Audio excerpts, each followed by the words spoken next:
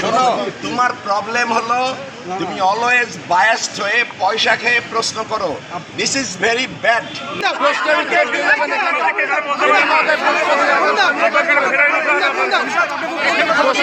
উত্তর দিয়ে যেতে হবে। এমপি মহোদয়, এভাবে গণমাধ্যমকে অ্যাটাক করতে পারেন না। আমি তোমাকে বলি না যে আমার সাংবাদিক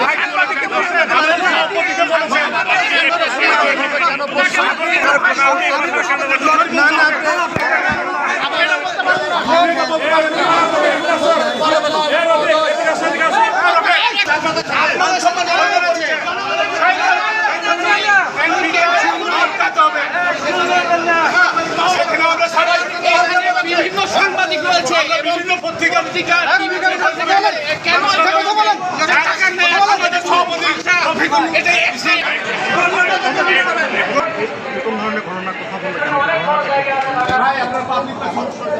কি মোবাইলে করছেন? মোবাইলে লাইভ দেবো বলে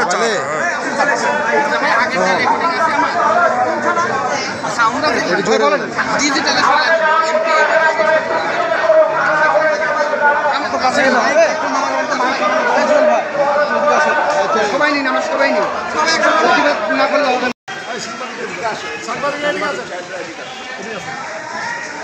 আজকে এখানে সমন্বয় মিটিং। এই মিটিংয়ে এই লোকগুলো কারা? এই অবৈধ সমাবেশটা কিসের? আমি ইউনো সাহেবের কাছে প্রশ্ন করলাম, তাকে আমি 2 বার রিং করেছি যে এই সমাবেশ হটাও, এটা আমাকে হত্যার উদ্দেশ্যে এই সমাবেশ করা হয়েছে এবং এতে ইউনো সাহেব ইনভলভ কিনা আই ডোন্ট নো, বাট তাকে আমি 2 বার রিকোয়েস্ট করেছি এগুলোকে হটানোর জন্য। না, আজকে এখানে মিটিং আছে, যদি হয় জনপ্রতিনিধির সাথে আসতে পারে না, মিটিং এর দিনে পারে না। আপনার সাথে অনেক লোক আছে, তারা কেন আসছে? এরা কারা?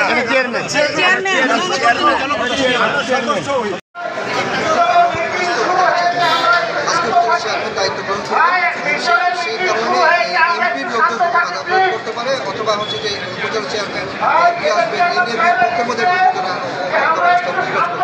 সেই ইনফরমেশন নিয়ে আমরা এখানে আসি। আসার পরে দেখলাম যে এমপি ঢুকবেন, তার আগে সেখানে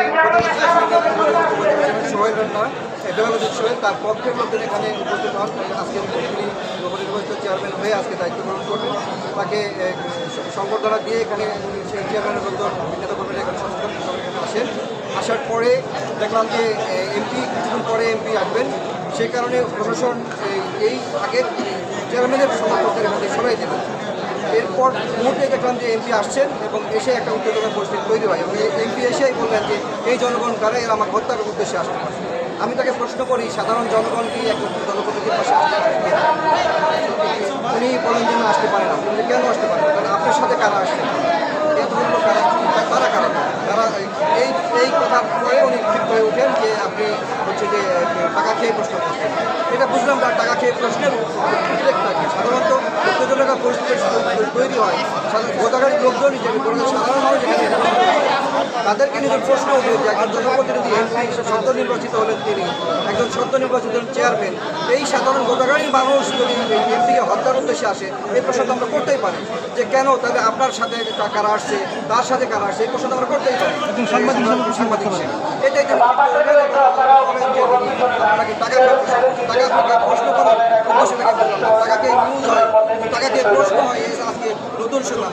এবং এর আগেও দেখবেন এই যে বিতর্কিত এমপি একজন ফারুক চৌধুরী, ওনাকে নিয়ে নানা বিতর্ক আছে। এই বিতর্ক তার মন্তব্যগুলো এর আগেও দেখবেন বিভিন্ন মিডিয়ায় তার মন্তব্যগুলো আসে, অকথ্য ভাষায় তিনি সাধারণ মানুষের গালাগালি করেন, এখানকার লোকজনকে মারপিটও করছেন, বিভিন্ন মিডিয়ায় আসছে।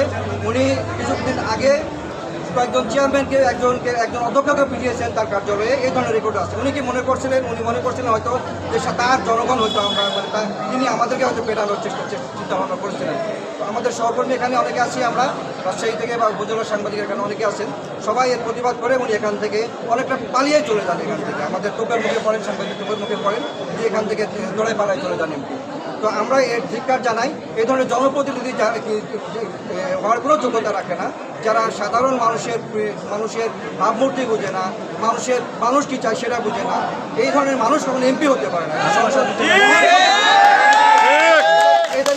এদেরকে আমরা চাইবো মাননীয় প্রধানমন্ত্রী জননেত্রী শেখ হাসিনা তিনি এই ধরনের এমপিদের বিরুদ্ধে ব্যবস্থা নেবেন, যারা সাধারণ মানুষকে দেখে, জনগণকে দেখে, আওয়ামী লীগের শত শত নেতাকর্মীদের দেখে ভীত সচেষ্ট হয়। তারা কিভাবে নেতৃত্ব দিতে পারে, তারা কিভাবে জনপ্রতিনিধি হতে পারে, এটা আমাদেরও শঙ্কা আছে। এবং এরা কিভাবে এমপি হয়, এদের নির্বাচন প্রক্রিয়াটি, এদের এমপি হয়েছেন কিভাবে, এদের যোগ্যতা নিয়ে আমাদের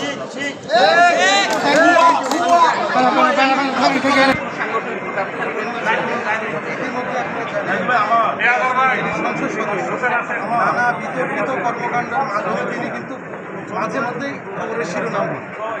আজকে যে ঘটনা ঘটেছে এটি কিন্তু খুবই সামান্য একটি ঘটনা। একজন সাংবাদিক হিসেবে বিভিন্ন ধরনের প্রশ্ন এটাই স্বাভাবিক। তবে একজন সংসদ সদস্য হিসেবে তিনি এভাবে বলতে পারেন না টাকা খেয়ে করছেন।